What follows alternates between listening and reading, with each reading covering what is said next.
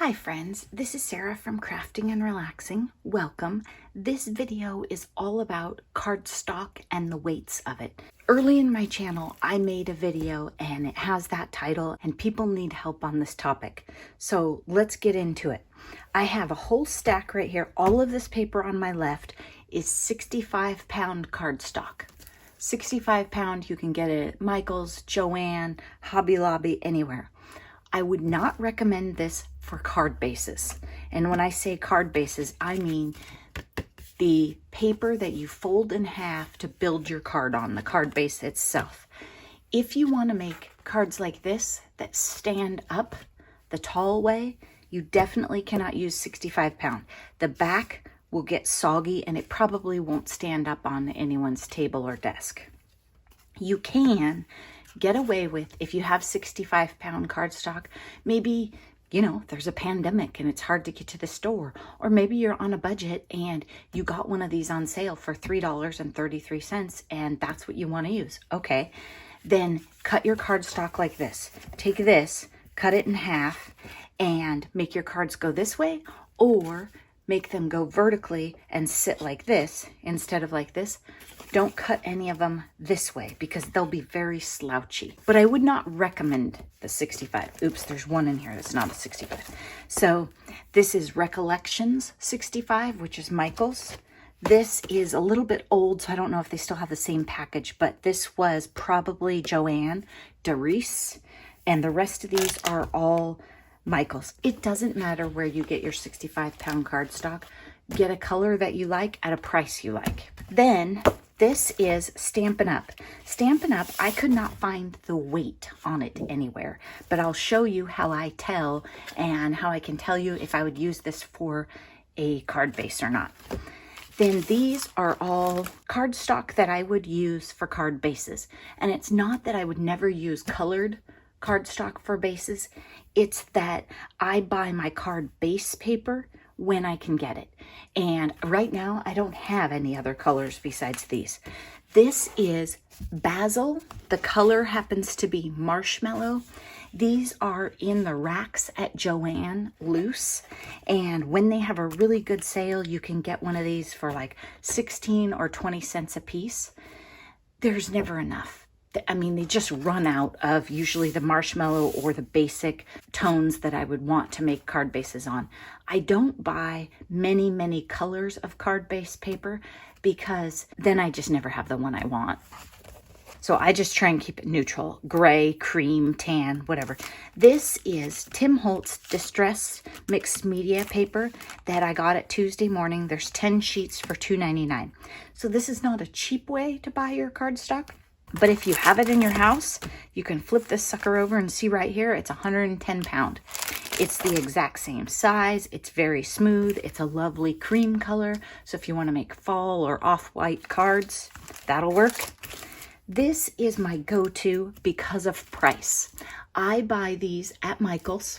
This is 110-pound and they have it in about 4 colors, and it's in a different section, sometimes a completely different aisle than these. So you have to really look because they have a very similar label. 110-pound, 100 sheets, and there's a white, I think there's a craft and a cream. On a good day, you can get one of these on sale for $9.99. I think regularly they're about 15 or 16. So you can make a lot of card bases, 200 card bases for $10. Now, I'm going to change the camera angle and I'm going to show you, if you have paper in your stash, how to figure out which one you may or may not want to use as a card base. So when I hold these out, I'll try and hold them about the same distance away from the camera. This is the Basil cardstock. So this is the one that you can buy it in packs at a fancy store, probably get it online, or you can get it at Joann in the racks.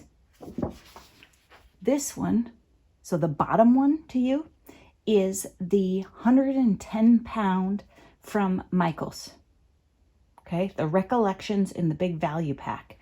So this Basil paper is not 110-pound. It's probably about 100.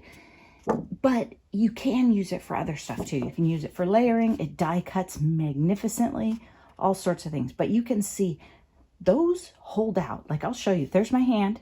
That's how much I'm holding underneath. They're nearly horizontal. Now, I think this will be easier for you to see, so that's why I'm choosing it. This is a piece of 65-pound cardstock out of that Doris package from Joann.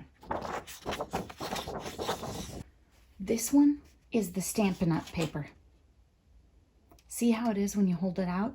I would definitely make a card base with this. And if I had to guess, I'm gonna say maybe 80. Okay, this piece of white paper is 80 pound. It's Neenah, that's the brand, N-E-E-N-A-H, Solar White in 80 pound. And you can see it has a bit of a sag. Stampin' Up! Might be more than 80. I mean, look at that. I'm just trying it different ways to see if I catch the grain a little bit different. Okay, so I'm thinking the Stampin' Up! Is about 80 because if I hold it this way, it doesn't go down quite as much. Paper has a grain to it.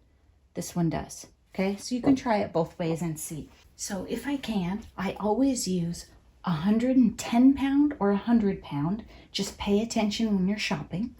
And a nice thick cardstock. Go through your stash and hold out the pieces of paper just like I did. And find one that's the sturdiest of what you have. You don't have to run out and buy anything. You could just look through what you have and see. The sturdier it is, the better your card will stand up, but the person will still love it no matter what. Any paper that you give me, I can have a great time with and use in projects. 20 pound is the normal office paper printer that you would put in your copier. That works for gel prints. You could use it to draw on. You could use it for layers on cards, anything. If you have a perfect 20 pound paper in a color that you love, use it in your projects. I have taken one of these collection packs, and I think these are 65 pound, and used these for my card bases before, and that's fine too. Anything you want to do. It doesn't matter if your cards are a little bit droopy. I use the 110 pound because I like to make a lot of cards. I let them sit around in my craft room, and months later, I want to be able to give them away and not have them be droopy. But there isn't necessarily a right or wrong perfect paper to use. It's about how much you're going to make, what you can purchase near you, your budget, and the types of things you're going to make. If you have any questions, don't hesitate to ask me. I'm happy to help. Thanks so much for watching. Bye-bye.